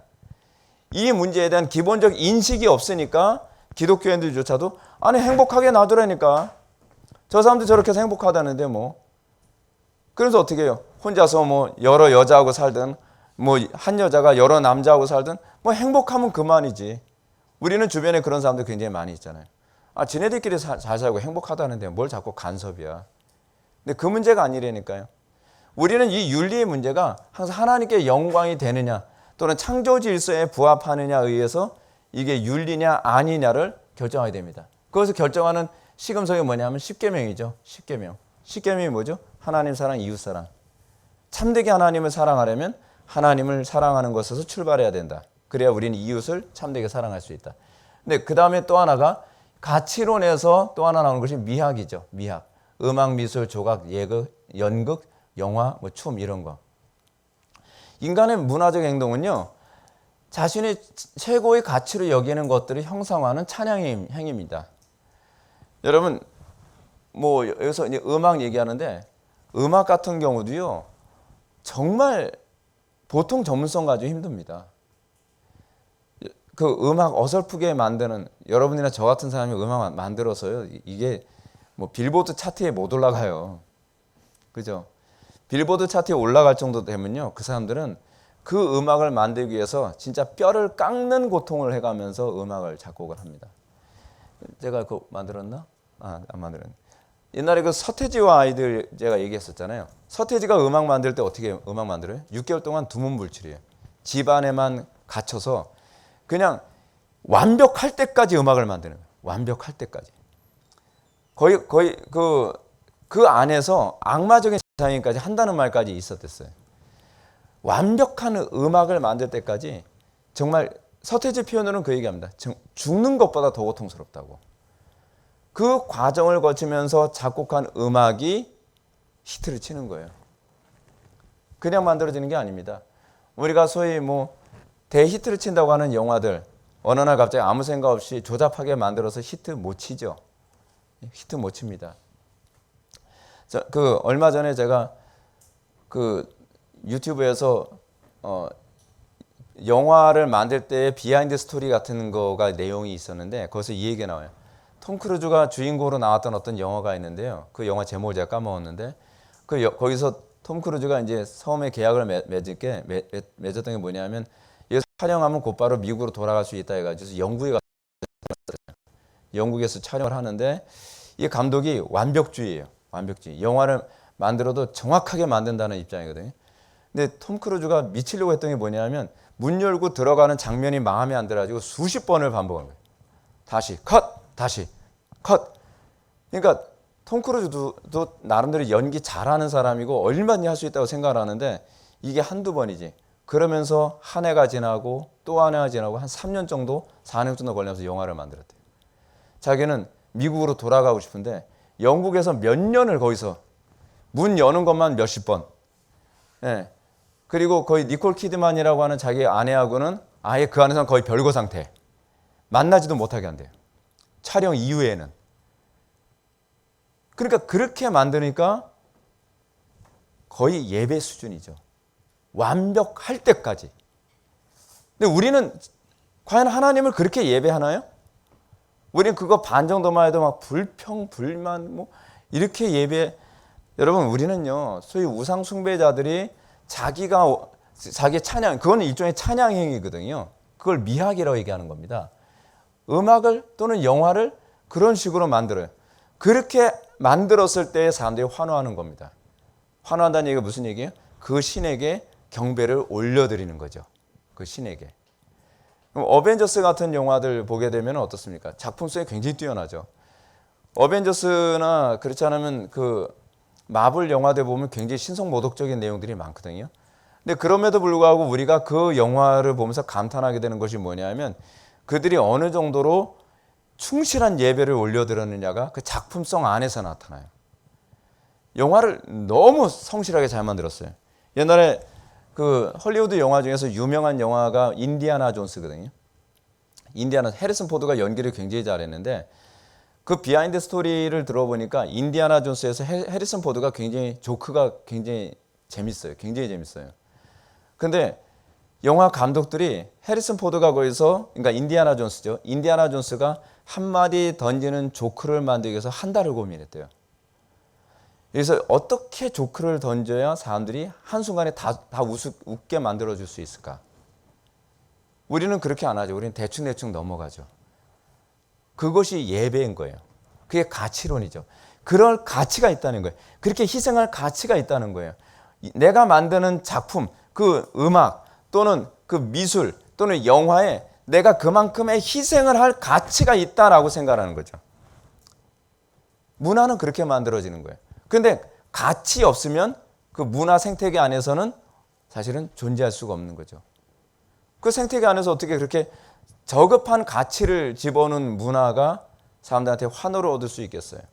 기독교 문화가 세상의 문화를 점령 못하는 이유가 뭐냐면 퀄리티가 떨어지기 때문에 그렇습니다.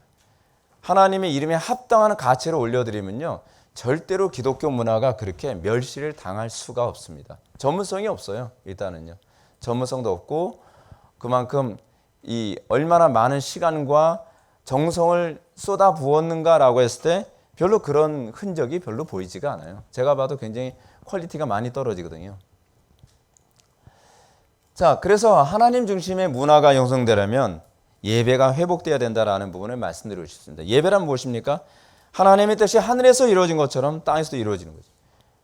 하나님의 뜻이 하늘에서 이룬 것처럼 땅에서도 이루어져요. 근데 하나님의 뜻이 얼마나 선명해요. 하나님께서 얼마나 정확하게 온 우주 만물을 만드셨습니까? 우리는 이걸 오묘하다고 얘기합니다. 얼마나 정확하게 만들었는지, 얼마나 아름답게 만들었는지, 얼마나 섬세하게 만들었는지. 근데 요즘에 나오는 영화들을 보면 정말 얼마나 오묘하고 정확하게 영화를 만드는지 몰라요. 그런 거 있잖아요. 어벤져스 같은 그런 영화들을 보게 되면요. 그 뒤에 뭐 그냥 아무 생각 없이 지나가는 사람이 있는 것 같은 그게 떡이에요. 그런 게. 예. 아무 생각 없이 지나가는데 여기서 지나간 거 이 사람 갑자기 클로즈업에서 확대해서 보여줘요. 이게 얼마나 중요한 장면인지 아세요? 그래서 이 장면을 통해서 앞으로 어떤 일이 벌어질 거라는 걸 암시하고 있다는 거예요. 뭐 그런 떡밥. 그런 거 하나하나. 근데 그거 왜 그러냐면 완성도. 온전함을 추구하는. 그게 우리 인간의 특징이거든요. 근데 그것이 어디에 초점이 맞춰져야 되냐면 하나님께 이렇게 초점이 맞춰져야 돼요. 소위 개종이라는 개념이 무엇이냐면 그 온전함을 추구하는 그 완성도를 추구하는 방향성이 하나님께 초점을 맞추는 거예요. 그래서 여러분 회개라고 하는 말이 뭐예요? 리펜트라고 하는 단어의 의미가 뭐예요? 목적과 마음의 방향을 바꾸는 거. 내가 온전함을 추구하는 방향을 바꾸는 거. 그것이 회개죠. To one's mind or purpose라고 그랬잖아요. 그 두 번째로 마음을 새롭게 받아 변화를 받아 분별해야 됩니다. 세계관의 분별이죠. 우리가 분별을 하지 않는 상태에서 우리는 어떻게 하나님을 예배할 수 있겠습니까? 나름대로 우리는 그렇게 얘기합니다. 열심히 예배하면 하나님께서 받으시겠지. 그게 모세와 히브리 백성들의 그 특징이었잖아요. 열심히 춤춰요. 열심히 막 뭐 희생도 해요. 그런데 하나님께서는 분노하시죠. 하나님께서 정하신. 근데 문제는 그들에게 분별력이 없는 거예요. 하나님께서 그렇게 해도 그 예배를 받으실 거라고 생각하는 거죠. 자기는 만족스러운데 하나님이 불편해 하시는 거죠. 분별을 위해 무엇보다도 필요한 것은 뭐예요? 마음을 새롭게 함으로 변화를 받는 겁니다. 마음을 새롭게 함으로 변화를 받지 않으면 이 안목이 바뀌지 않으면요. 눈을 뜬 맹인이 될 뿐입니다. 바리새인들은 자신이 본다고 착각했죠. 그래서 맹인이 된 인도자가 됐습니다. 세 번째로 세속적인 문화와 거룩한 전쟁을 선포해야만 합니다. 문화와 전쟁은 안목 전쟁입니다. 자신이 보는 것에 대한 확신 싸움이에요. 보이는 만큼 확신하고 싸울 수 있습니다. 어느 시대든지 그리스도인들은 우상 숭배 문화와 치열한 전쟁을 했습니다. 보이지 않는 대상하고 어떻게 싸웁니까? 내가 혐오하지 않는데 어떻게 싸우겠어요? 혐오하는 대상은요, 싸우지 말라고 해도 싸우게 됩니다. 그렇게 순하다고 생각하는데 바퀴만 나면 얼마나 싸나워지는지. 그렇죠? 막 이제 주부가 되면 그 다음엔요, 막 손바닥으로 그냥 때려잡아요. 예, 예. 미스 때는 막 어머 그러면서 막 다른 사람 찾아다니고 뭐 그러는데 이제는 결혼하고 나면 이제 어머 바퀴야 막 터져서 죽고 뭐 그래도 뭐 소용없어 그냥. 예. 너무 혐오스러우니까. 여러분 우리의 안목이 그거거든요. 근데 어떤 사람은 맨날 바퀴 키우고 뭐 우리 그렇지 않으면 뭐 지네도 키우는 애도 있고 뭐 그러죠. 지네 죽이라도 안 죽이면 불쌍해서 그걸 어떻게 죽이냐는 거예요. 그게. 혐오스럽지 않은 거예요. 그렇죠? 예, 어느 시대든지 그리스도인들은 우상 숭배와 치열한 전쟁을 했는데 그것은 혐오스럽기 때문에 그렇습니다. 혐오스럽게 느끼기 때문에 우리 안목이 바뀌면 전쟁의 대상이 달라집니다. 안목이 안 바뀌니까 하나님과 싸우죠. 자꾸. 로마서 10장에서 얘기하는 게 그거 아닙니까? 자기의 하나님의 의를 모르고 힘써 하나님의 의를 꺾으려고 하는 행위. 그래서 로마서 10장 10절에서 얘기하는 소위 바리새인들의 문제 아니에요. 하나님께 열심히 있으나 지식을 줬는 열심이 아니라, 그렇죠? 힘써 자기의 의를 이루려고 하나님의 의를 꺾으려고. 하나님의 의가 누구예요? 그리스도잖아요. 그렇게 되는 거죠. 안목이 안 바뀌고서는 절대로 하나님 편에서 싸울 수가 없습니다. 문화전쟁은 그래서 거룩한 싸움이죠. 우리는 뒤로 물러가 멸망할 자가 아니죠. 엘리야는 바알과 아세라 선지자 850명과 예배 싸움을 했습니다. 이게 사실은 예배 싸움이 문화 싸움입니다. 오늘날 우리는 문화 싸움, 문화전쟁 그러는데 사실은 예배 싸움입니다. 본질은 예배 싸움입니다. 누가 어떻게 숭배하고 섬길 것이냐고 하는 문제. 이 사람들 어떻게 자기네들 예배를 합니까? 몸을 찢어가면서 희생이죠. 이 사람들도 그렇게 생각하는 거예요. 희생한 만큼 그 신에게 바쳐질 것이다라는 생각. 그렇죠? 우리는 본능적으로 그렇습니다. 내가 희생하고 내가 헌신한 만큼 무엇인가가 결과가 올 것이라고 생각하는. 근데 이것이 사실은 예배적 태도거든요. 우리는 이렇게 얘기하죠. 내가 이렇게 열심히 공부했는데 이게 그 자체부터가 예배적 개념이 들어간 거예요. 뭔가 거의 대가를 받는 것이 당연하다고 생각하는 그 예배적 개념이죠. 근데 이 사람 문제는 뭐예요? 그렇게 희생을 하고 몸을 찢어가면서 피를 흘려가면서 제사를 해도 하늘에서 불이 내려요, 안 내려요? 안 내리죠. 근데 엘리야가 등장합니다. 엘리야가 하나님께 기도하자 하늘에서 불이 내리고 그리고 재물이 사라집니다. 이것이 우리가 이 땅에서 믿는 확신이죠. 확신입니다. 문화는 자기 희생의 결과로 만들어집니다. 문화가 예배라는 의미는 문화는 희생이 전제됩니다. 희생이 없는 예배 혹은 가치 없는 것을 희생하는 예배는 가증된 예배죠. 우리가 희생을 한다고 하는데 별로 가치 없는 걸 희생을 합니다. 그 좋은 결과 못 얻습니다. 좋은 결과 못 얻습니다. 예를 들어서 음식을 만드는데 뭘 자꾸 많이 햄버거 오전에 얘기했죠. 이제 좀 햄버거 얘기 또 할 거예요. 햄버거도 뭐 자꾸 때려 넣었다고 했는데 사람들이 그 나중에 햄버거 안에 들어간 패티라든지 베이컨을 보니까 굉장히 그 싸구려를 넣었다 하게 되면 어떻게 해요?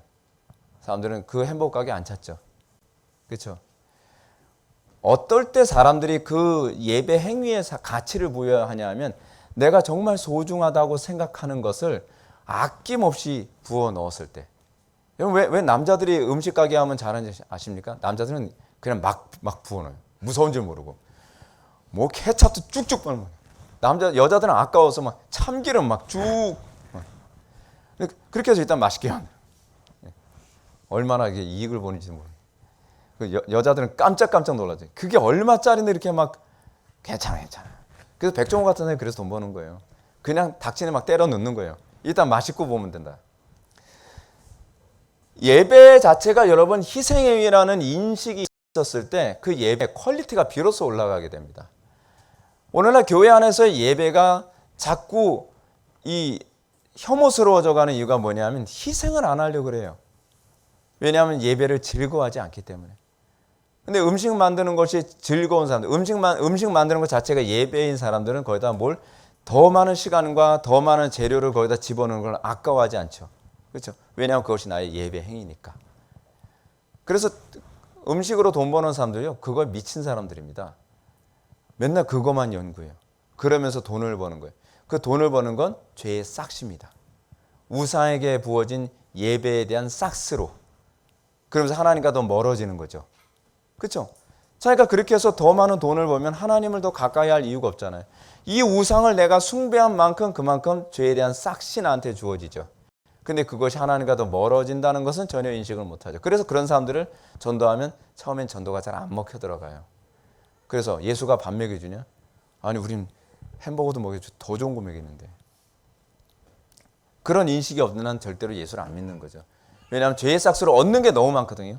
나는 죄의 싹스로 더 많은 돈, 더 많은 쾌락, 더 많은 성공, 더 많은 인맥을 얻게 됐는데 근데 성경 우리에게 뭐라 얘기하죠? 그걸 다 오히려 포기하는 거죠.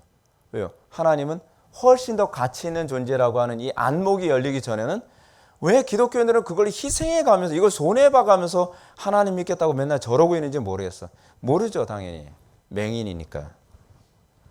오늘날 기독교 예배가 문화로 여겨지지 않는 이유는 하나님의 이름에 합당한 희생을 드리지 않기 때문입니다. 여러분들 생각할 때 누가 기독교 문화를 따라갈 것 같습니까? 촌스러운데. 그렇잖아요. 그건 획기적이지도 않고 창의적이지도 않고 세상 문화를 이렇게 좀 촌스럽게 짜집게 해가지고서 요즘 뭐 교회 그런 문화를 자꾸 만들잖아요. 창의력이 왜 안 나오는지 아십니까? 사랑이 없어서 그래요. 사랑하면 창의력이 계속 생깁니다. 여러분들 예를 한번 들어볼게요. 제가 방금 만들었던 그 PPT 내용 중에서 요거 있잖아요. 요런 거. 요거 되게 창의성 있어 보이지 않나요? 예. 근데 요것도 기도하는 가운데 하나님께서 저한테 주신 영감이거든요. 근데 하나님을 섬길 때는요, 창의성이라는 게 생깁니다. 그리고 요런 것도 제가, 요렇게 하면 관점을 설명할 때도 선명하게 설명할 수 있겠다. 예. 남들이 하는 게 아니라 더 하나님을 더 영화롭게 할 수 없을까라고 했을 때 이런 부분에 대한 새로운 안목, 그런 창의력이 생기더라고요. 근데 우리는 그냥 남의 걸 베끼는 것으로 만족하죠. 그게 어떻게 만족이 됩니까? 그렇잖아요. 자, 이제 참 예배가 문화를 형성한다라고 하는 부분 역시 나왔습니다. 햄버거 가게. 제가 이제 미국 이 인앤아웃 햄버거 집에 갔었거든요. 인앤아웃 햄버거 집. 한번 먼저 읽어볼게요. 문화는 철학에서 가치론에 해당한다고 했습니다. 자신이 최고의 가치로 여기는 것에 대한 찬양 행위가 윤리나 미학으로 나타납니다. 예를 들어서 종교개혁 당시의 위그노들, 프랑스 종교개혁 신자들은 하나님을 예배하는 마음으로 빵을 굽고 시계를 만들고 자동차 엔진을 만들었습니다. 그래서 이들의 탁월함이 이 위그노들이 핍박을 받아가지고 독일에 가서 독일 그 자동차 엔진이 그래서 발달한 거예요. 위그노들 때문에 그런 거예요. 위그노들 때문에. 그리고 시계. 이 사람들이 위그노들이 어디로 갔냐면 스위스로 피난을 갔거든요. 그러다 보니까 스위스 하게 되면 시계. 그게 유명하잖아요. 사실은 위그노들 때문에 이렇게 된 거거든요. 그 사람들은 빵을 만드는 것도 하나님을 예배하는 마음으로 빵을 합니다. 그러면 어떻게 빵을 만들까요? 더 온전해지도록. 하나님께서 더 기뻐하시는, 하나님께서 보시기에 좋은 빵을 어떻게 만들 수 있을까? 어떻게 하면 더 건강한, 어떻게 하면 더 먹는 사람들에게 건강해지고 또 빵이 더 맛있고 최고로 베스트로 할 수 없을까? 베스트 오브 더 베스트를 계속 추구하는 거예요. 그러는 가운데서 이 빵이나 그렇지 않으면 시계나 이런 자동차 엔진이 지금 세계에서 따라올 수 없는 수준이잖아요. 그 왜 그러냐면 하나님께 대한 예배의 태도에서 시작되기 때문에 그렇습니다. 그것이 문화를 만들죠. 그것이 문화를 선도하는 방식입니다. 문화를 선도하는 방식은 하나님께 대한 예배예요. 그 결과 이들의 탁월함에서 아름다움을 본 사람들이 그들을 추종함으로 타락한 문화가 잠식되고 거룩한 문화 또는 정직한 문화 그리고 성실한 문화가 자리를 잡게 되는 거죠. 이 유럽이나 미국 같은 나라의 그런 탁월한 선진적 문화가 나타나게 된 것은 하나님께 대한 예배 태도 때문에 그렇습니다. 모든 직업의 윤리는 하나님께 대한 예배 태도에서 다 나오는 거예요. 인앤아웃 햄버거. 여러분 인앤아웃. 미국에서 인앤아웃 햄버거는 미국의 최고로 신뢰받는 햄버거 회사죠. 그런데 아쉽게도 인앤아웃 햄버거는 동부 쪽이나 중부에선 찾아볼 수가 없어요. 서부 쪽으로 가야 있대요. 주로 그쪽에 많이 있다 그럽니다. 제가 서부 쪽에 갔기 때문에 인앤아웃 햄버거를 먹어봤습니다. 이 인앤아웃이라고 하는 뜻도 원래 들어와도 나가도 복을 받을 것이오라고 하는 신명기 28장 6절 말씀을 염두에 두고서 만든 그 간판입니다. 그래서 인앤아웃 버거. 하단 이미지를 보면 컵과 포장지에는 요한복음 3장 16절, 요한복음 3장 16절 어디 있나요? 여기 3장 16. 이건 잠언이고 요한복음 3장 16절도 있어요. 그 잠언 24장 6절, 24장 16절이군요. 16절. 그리고 나훔 1장 7절, 뭐 요런 성경 구절을 이렇게 기록을 해서 사람들한테 그 굉장히 영향력을 끼치고 그리고 굉장히 정직하게 합니다. 음식을 굉장히 깔끔하고 그러니까 인앤아웃 햄버거는 사실은 미국 햄버거에서는 베스트예요. 너무나 정직하고 깔끔하고 너무 잘 만들어서 인앤아웃 햄버거는 어디를 가도 베스트예요. 그래서 미국에 한번 갔다 온 사람들은 그 페북에다 꼭 페북질 하잖아요. 나 인앤아웃 햄버거에서 먹었다. 예, 그거 안 해도 괜찮은데. 예, 칙필에이 햄버거 하게. 요것도 아주 굉장히 흥미로운 사건인데 가족이 운영한다는 이 칙필에이에는 애당초 기독교 신념으로 회사가 설립됐습니다. 설립자 트루캐시는 주의를 거룩히 지켜야 한다는 성경의 가르침대로 모든 매장을 일요일에 닫습니다. 최근 쟁점인 동성애 결혼에도 반대 입장을 보여 전미 동성애 협회의 격렬한 시위가 칙필에이 매장 앞에서 벌어졌습니다. 칙필에이 햄버거 가게에서요, 동성애 반대하는 쪽에 계속 그 돈을 지원해 줬거든요. 지원해 주니까 이 동성애자들이 칙필에이 햄버거 가게에서 시위를 하면서 이거를 사진을 찍어서 자꾸 이 페북에 올리는 거예요. 그래서 불매운동 막 그러는 거예요. 이 사람들은 불매운동하고 선 사람들이 아니라 팔아주자고 모인 사람들입니다. 칙필에이 햄버거를 불매운동을 좌파들이 하니까 미국에 있는 사람들이 그럼 우린 팔아줘야지. 그래서 미국 사람들 그 바쁜 양반들이 점심 때는 무조건 칙필에이 햄버거 가게에 가서 이제 칙필에이 햄버거를 먹는 거예요. 제가 이제 그 현지에 있는 그 장로님한테 얘기를 들었는데 누가 선동하거나 누가 하자고 얘기 안 했대요. 그냥 3, 4, 5 사람들이 모이기 시작을 하는 거예요. 근데 햄버거 가게가 있으면 줄이 너무 길어가지고 이 햄버거 가게 중심으로 뱅글뱅글 돌아가면서 사람들이 줄을 서는 거예요. 네. 언제까지 그렇게 햄버거를 팔아줬냐? 이 좌파쪽에서 손발 닿을 때까지. 그 누가 선동한 것도 아닌데. 그 바쁜 양반들이 와서, 근데 그 사람들은 또 문화가 그래요. 그래서 막 지루하게, 우리나라 사람들은 지루하게 막 핸드폰 보고 막 이래. 근데 미국 사람들 그게 아니라 거기서 춤추면서 막 그냥 즐겨요, 사람들이.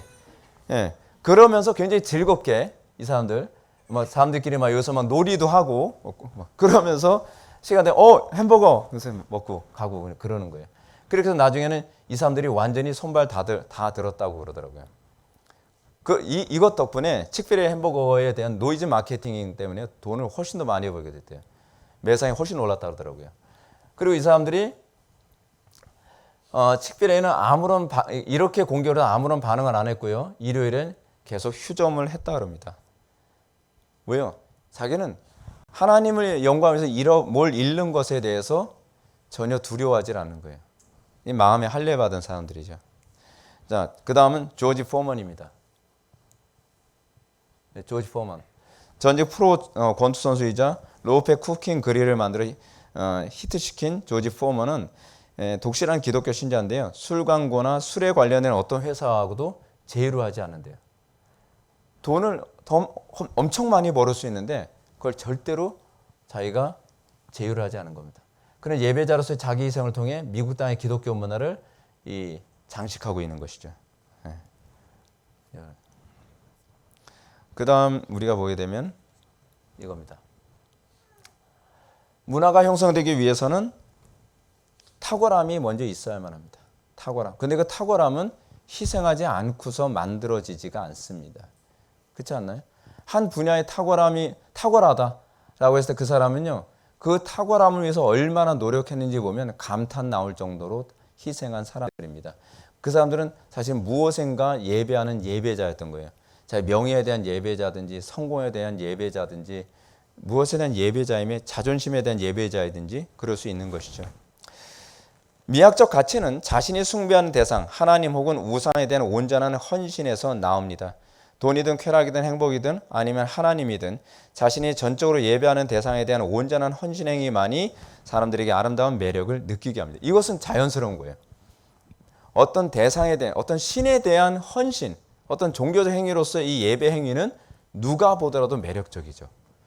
그것이 하나님께서 보시기에는 하나님을 예배하는 것 아니면 다 죄일 뿐이에요. 우리는 예를 들어서 어떤 특정한 어떤 운동선수가 피겨 스케이팅을 한다든지 발레를 한다든지 뭘 한다고 했을 때 아름답지 않나요? 그래서 탁월하게 잘할 때 제가 이제 그 올림픽 경기 같은 거 보게 되면은 체조 선수들은요 진짜 너무 멋있어요. 너무 멋있어요. 이게 막 남자들은 막 근육도 장난이 아니지만 어떻게 그런 자세가 나올까요? 공중에서. 근데 우리는 그 자체에서 굉장히 아름다움을 느끼죠. 그 사람들은 왜 아름다움을 느끼냐면 온전함을 추구하는 사람들이거든요. 가장 탁월한 그런 자세로 자기가 가져야 금메달을 따잖아요. 그 사람들이 그런 예배의 대상으로 삼고 있는 겁니다. 근데 하나님 보시기에는 그래서 바울이 뭐라 그래요? 믿음으로 하지 않은 건 다 죄니라 라고 얘기하는 거죠. 아무리 성실해도 아무리 아름답고 탁월해도 그것이 하나님을 섬기기 위한 행위가 아니라고 한다면 그건 다 죄가 되는 겁니다. 우상 숭배가 되는 것이죠. 그러므로 하나님은 우리를 향해 마음을 다하고 뜻을 다하고 힘을 다하고 목숨을 다하고 지혜를 다하여 주의 하나님을 사랑하라고 명령하시죠. 우리가 만약 이렇게 하나님을 사랑하고 헌신하는 예배의 삶, 이 다시 해야 문화의 삶을 산다면 우리는 이 세대의 문화를 주도하게 될 것입니다. 이 결론 들어갑니다. 문화는 그 자체로서 예배 행위입니다. 우리가 문화를 즐긴다는 것은 자신이 어떤 대상을 예배하느냐와 직결됩니다. 간혹 사람들은 문화를 복음 전달의 수단이 될 수 있다고 주장하는 경우가 있습니다. 그러나 이런 주장은 문화가 예배 행위라는 것을 잘 알지 못하기 때문에 그렇습니다. 마치 이런 거죠. 돈을 예배하는 문화를 가지고 하나님을 예배하는 데 전도로 쓴다는 거. 말이 안 되지 않나요? 근데 우리는 그런 모순된 행동으로 전도를 가능할 거라고 생각을 하는 거예요. 예를 들어서 행복이라고 하는 우상을 숭배하도록 어떤 사용되어지는 문화를 통해서 예수 믿어. 그런 모순적인 전도와 문화로 과연 예수를 믿겠습니까? 그 사도 바울은 그래서 전도를 어떻게 했다고요? 그 미련한 방법으로, 얼마든지 인간의 지혜로운 방법으로도 할 수 있는데 전도에 미련한 방법으로 사람들을 그리스도께로 인도했다는 거죠. 바울이 당시 살았던 시대는요, 소위 문화의 중심지였던 로마에서 활동을 했던 사람입니다. 그 당시 문화에 굉장히 해박하고 눈이 밝은 사람이죠. 또 철학자였고. 그랬던 그가 전도에 미련한 방법으로 사람의 말에 지혜로 하지 아니하고 하나님의 능력으로 전도를 해서 훨씬 큰 영광을 나타냈죠. 우리가 그런 일관성을 좀 회복해야 될 필요성이 있습니다. 문화가 만일 예배행위라는 사실을 분명하게 인식한다면 우리가 세상을 복음화하기 위해 가장 먼저 해야 될 것은 초대교회에서 그랬던 것처럼 공적 예배부터 개혁되어야 합니다. 초대교회는 그 당시 가장 화려하고 타락한 문화의 중심지였던 로마를 무엇으로 정복했습니까? 공적 예배와 삶의 예배로 정복했습니다. 문화로 정복한 거 아니었습니다. 공적 예배에 선포된 말씀을 성도들의 삶 속에서 온전히 헌신하는 삶의 예배가 일어날 때 로마가 뒤집혔습니다. 어떻게 뒤집혔는가? 한번 보게 되면 오늘날 기독교가 세속의 문화에 위협을 받는 것은 예배에 대한 태도의 문제입니다. 문화전쟁의 본질은 누가 자기 신을 더 열정적으로 섬기며 헌신하느냐에 대한 문제였습니다. 마치 눈에 보이지 않는 엘리야와 바알과 아세라 선지자 850명과 제사 싸움을 했던 그 모습처럼 우리의 싸움은 그런 싸움입니다. 850명과 엘리야 혼자서의 싸움 같은 것이 오늘날 우리의 문화전쟁입니다. 그러나 우리는 세상을 이기면 이것이 너의 믿음이라고 한 말씀을 기억해야죠. 흥미로운 건 바울이 에베소라고 하는 지역에서 정말 문화적으로 완전히 타락한 그 지역에서 바울이 그 에베소를 점령한 것은요, 문화가 아니라 복음이었습니다. 복음을 사도 바울이 전하니까 에베소 지역에 있는 소위 문화를 주도하는 그 숭배자들이 이 사람 때문에 우리가 아스타로 신을 섬기는 우리의 이 종교와 우리의 이 직업이 천하여질 것이다. 이 사람을 내쫓지 않으면 우리의 생업까지도 위협을 받을 것이다 라고 그렇게 얘기했다는 건 놀랍지 않나요? 오늘날 우리가 이 땅에서 문화전쟁을 할 때에 우리는 가장 본질을 찾아가야만 합니다. 실제로 여러분들 그거 아시나요? 뭐 마돈나라든지 그렇지 않으면 레이디 가가 같은 사람들이 세계적인 스타가 되기 위해서 그들이 하는 일은 안 보이는 데서 사탄을 숭배하고 있다는 얘기입니다. 철저하게 우상 숭배하고 있어요. 철저하게. 그 우상에 대한 철저한 숭배 행위가 자기의 이 락 가수, 그 대중 가수로서의 명예를 보장해 준다고 믿는 거예요. 그리고 그 우상에게 대한 숭배 행위로서 그것을 철저히 함으로 자기가 실제로 이 인기가 계속 유지되고 있다고 믿는 겁니다. 이건 분명히 문화 전쟁입니다. 종교 전쟁입니다. 예배 전쟁입니다. 우리가 살아가는 이 시대에서 우리가 어떻게 하면 하나님을 더 온전히 영화롭게 할 것인가를 고민하고 우리의 예배가 더 온전한 예배가 되도록 우리가 힘쓴다고 한다면 이 문화 전쟁에서 100% 승리할 수 있을 것을 믿으시기 바랍니다. 기도하시겠습니다. 사랑이 많으신 하나님, 우리가 살아가는 이 시대가 결국 종교 싸움이고 또 그 종교 싸움이 문화로 나타나는 줄 압니다. 우리에게 믿음을 허락하여 주셔서 우리가 세상의 것에 온전함을 추구하기보다는 하나님을 영화롭게 하는 데에 온전함을 추구할 수 있는 믿음 허락하여 주옵소서. 예수님의 거룩하신 이름으로 기도 올렵나이다. 아멘.